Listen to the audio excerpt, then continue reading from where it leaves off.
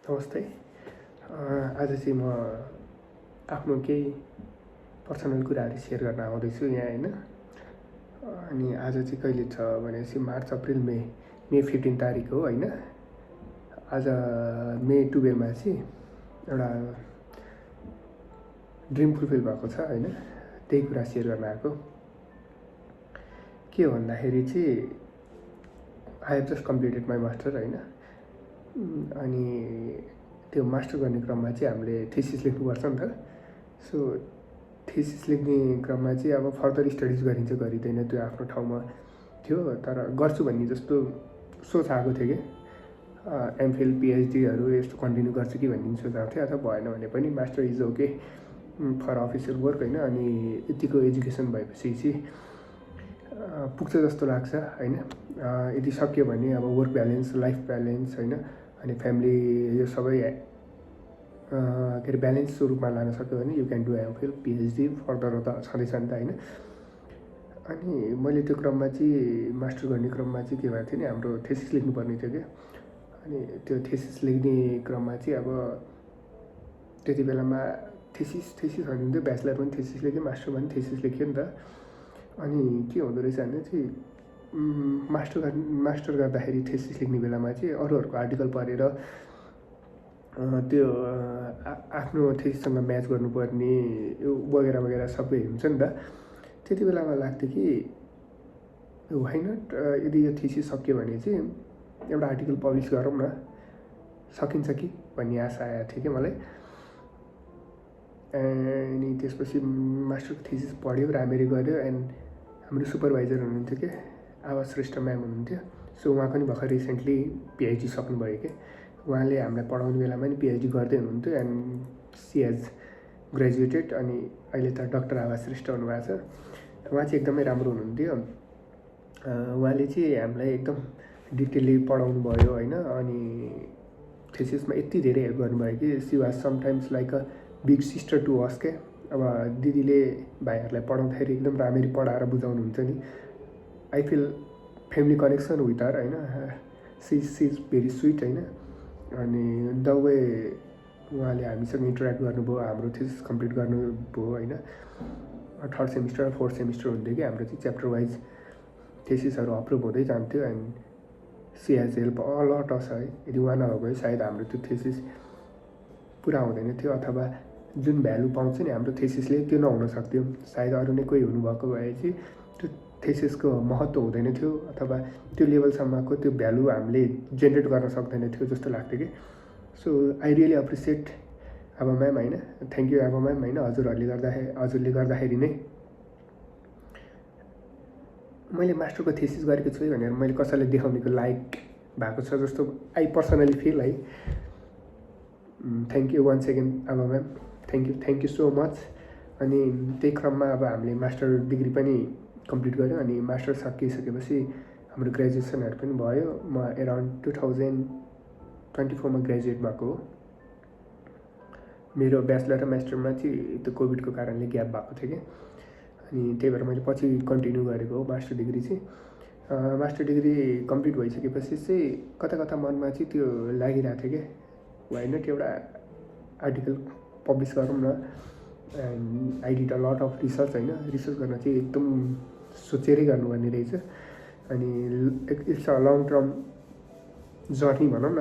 Article लेख्न त्यस्तो सजिलो छ जस्तो चाहिँ नहुने रहेछ। जस्तै कलेजहरूमा जति ब्याचलरमा हाम्रो मास्टर डिग्रीमा जति हामीले थेसिसहरू लेख्छौँ नि, ब्याचलरमा निकै सजिलो हो, मास्टरमा 4 लेभल अझै गाह्रो भएको थियो भने त्यहाँ अझै त्यो 5-7 लेभल अथवा 8 लेभल जतिको गाह्रो हुँदो रहेछ क्या आर्टिकल पब्लिस गर्नलाई होइन।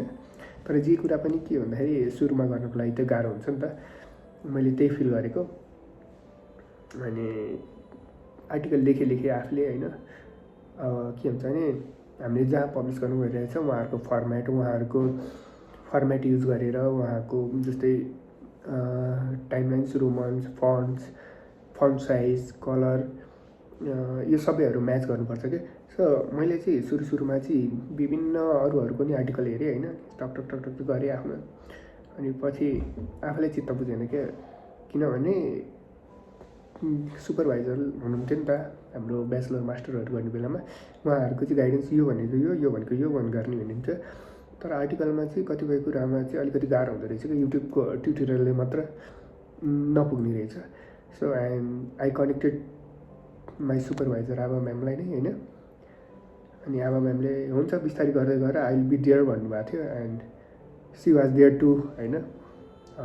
कलेज सकिसकेपछि पनि उहाँले प्रिपेयर गरेर उहाँले हामीलाई प्रिपेयर गर्नुभयो। एन्ड आर्टिकलमा चाहिँ मे एन्ड माई सुपरभाइजर्स आबा म्यामसँग चाहिँ कनेक्टेड भएर and we have publish an article होइन 2024 पास आउट एन्ड 2026 पब्लिस भयो। इट वाज अन फेब्रुअरी 2025 को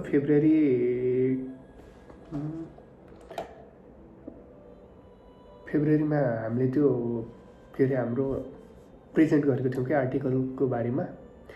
सो त्यो चाहिँ हाम्रो 13th इन्टरनेसनल एकछिनलाई म ल्यापटपमा छु 13 इन्टरनेसनल ITTAM सोसाइटीमा हामीले पब्लिस गरेका थियौँ होइन। लेट मी चेक है म हाम्रो कहिले हो भनेर भन्दाखेरि चाहिँ यसमा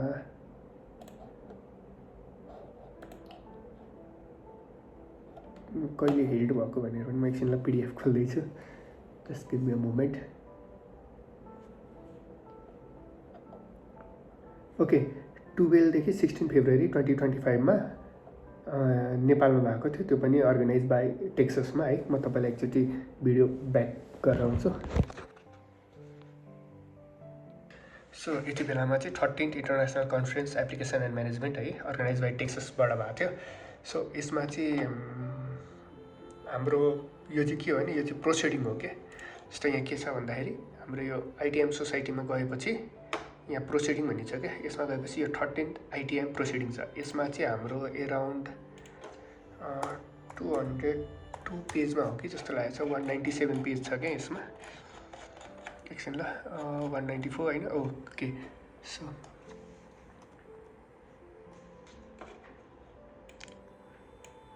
यो चाहिँ मेरो आर्टिकल हो। सुरुमा यहाँ पब्लिस भएको थियो एन्ड है। अनि त्यसपछि चाहिँ यो के भयो भने अनि रिसेन्टली मेरो आर्टिकल चाहिँ पब्लिस भएको थियो। मेरो भन्दा नि हाम्रो भनौँ न। सो यो चाहिँ हाम्रो पब्लिकेसन हो। यसमा मेरो नाम छ अनि यो हाम्रो DOI हो। यदि कसैले आर्टिकल पढ्न मन लाग्छ हेर्न मन लाग्छ भने यदि तपाईँसँग रिलेटेड छ भने please do check it out होइन। अनि यसमा यसरी राखेको छ एब्स्ट्र्याक्ट भनेर। अनि यो फुल आर्टिकल चाहिँ यस्तो हुन्छ होइन। अब यसले मैले फुल बनाएको छु अहिले। सो यसको लिङ्क पनि यो माथि छ है। यो हाम्रो लिङ्क हो। तपाईँहरूलाई मन पऱ्यो भने एकचोटि चेकआउट गरिदिनु होला। त्यही हो जो खुसी लागेको छ। सो तपाईँहरूले देखिहाल्नुभयो होइन। अनि एउटा ड्रिम फुलफिल भएको छ आर्टिकल लेख्ने। अब आउने दिनमा के कस्तो हुन्छ आई डोन्ट नो है। बट अब अर्को पनि आर्टिकल लेख्न सक्छु कि गरिन्छ कि अथवा फर्दर एजुकेसन नगर्न पनि सकिन्छ होइन। तर वाट आई फिल इज होइन तपाईँले जे सोच्नुहुन्छ त्यो पुरा हुँदो रहेछ। कोसिस गर्नुपर्ने रहेछ। मैले कथा हो एउटा किताब पढ्दाखेरि चाहिँ जस्तो इङ्ग्लिस किताब हो त्यो। अहिले रिसेन्टली मैले नामै याद आएन। त्यसमा चाहिँ के भनेको थियो भन्दाखेरि चाहिँ त्यो किताबमा एउटा मेजर खुसी लागेको कुरा चाहिँ के थियो भने एउटा बाँझो जमिन छ होइन। त्यसलाई हामीले मलजल गरेर फुल रोप्यो भने त्यहाँ फुलै फुल्छ अरे क्या। र सेम त्यही जग्गामा हामीले मलजल गऱ्यो तर झार रोप्यो भने झारै फल्छ अरे क्या। भन्नको मतलब के हो भन्दाखेरि हामीले जे रोप्छौँ त्यसैको फलको आशा गर्नु अरे भन्छौँ क्या। सो त्यो मलजल गरेर त्यो जमिनमा हामीले फुल रोपेको छ भने त फुलै फुल्यो नि त। र त्यही सेम एनदर केसमा चाहिँ के अरे हामीले झार रोप्यो भने झारै फल्यो नि त। हामीले झार रोपेर फुलको आश गर्नु त भएन नि त। फुल रोपेर झारको आश गर्नु पनि भएन नि त। इट्स टोटली डिफ्रेन्ट नि त। सो हाम्रो माइन्ड पनि त्यही एउटा बाँझो जमिन जस्तो हो अरे क्या। हामीले जति आफ्नो एजुकेसन गऱ्यो जति एक्सपिरियन्स गऱ्यो होइन त्यो कुरा त्यसरी नै फुलिन्छ अरे क्या। अब यो रिलेटेड चाहिँ मैले कहाँ गर्न खोजेँ होइन, त्यति बेला मैले मास्टर गर्ने बेलामा आई वर्क हार्ड होइन, एभ्री वान डज टु होइन। सो आफ्नो लाइफको गोल के हो, आफ्नो सपना के हो, आफूले के गर्न खोजिरहेको छ होइन। मैले त्यति बेलामा सोचेको थिएँ एउटा article why not publish and it's was like a dream होइन, सायद त्यो फुलफिल हुन पनि सक्थ्यो नहुन पनि सक्थ्यो। त्यति बेलामा सोचियो मास्टर डिग्री पनि पास आउट होइन, एमबिए गरेँ अब मैले एन्ड आई कम्प्लिटेड द्याट। अनि त्यो सोच मेरो अझै पनि मनमा हुँदै so I did a lot of research अनि आमा म्यामले एकदमै धेरै हेल्प गर्नुभएको छ and with the help of her we both became success to publish an article होइन। अहिले रिसेन्टली अब लिङ्कडिनतिर फेसबुकतिर अथवा कतै अनलाइन सोसल प्लेटफर्ममा सेयर गर्न पाउँदा चाहिँ एकदमै खुसी लागेको छ। यो मेरो एउटा सानो ड्रिम फुलफिल भएको यसरी पेस गरिरहेको छु। भोलिको दिनमा के गरिन्छ के गरिँदैन कस्तो रहन्छ समय होइन, तर लिभ द मोमेन्ट होइन।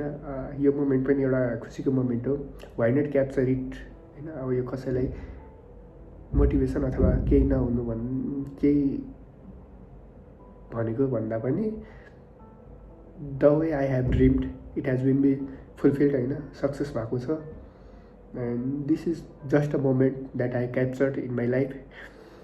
अब अगाडि आउने दिनमा पनि धेरै काम गरेला नगरेला त्यो आफ्नो ठाउँमा छ, बट सानो कुरा पनि हामीले इन्जोय गर्न थाल्यौँ, मोमेन्टहरू लिभ गर्न थाल्यौँ भने चाहिँ we truly become successful and happy in my life. मलाई चाहिँ त्यस्तो लाग्छ है, I may be wrong. So यो मेरो पर्सनल एक्सपिरियन्स हो।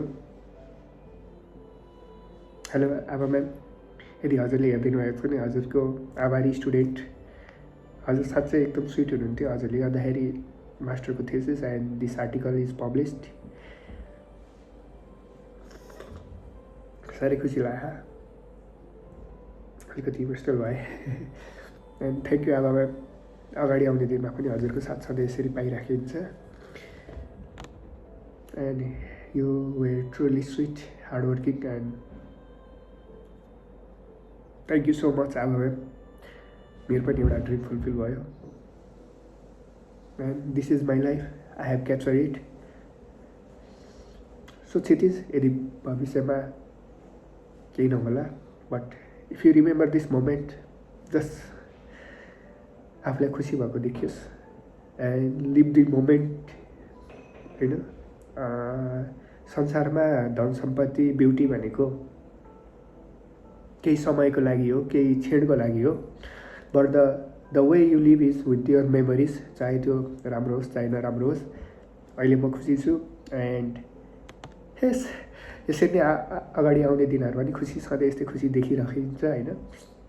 त्यही हो, जस हिजोको दिनमा पढ्ने एउटा सपना थियो, पढ्ने पुरा हुन्थ्यो। आज आर्टिकल पब्लिस गरेर एउटा आफ्नो नाम अनलाइनतिर इन्टरनेसनल मिडियामा पब्लिस भएको छ।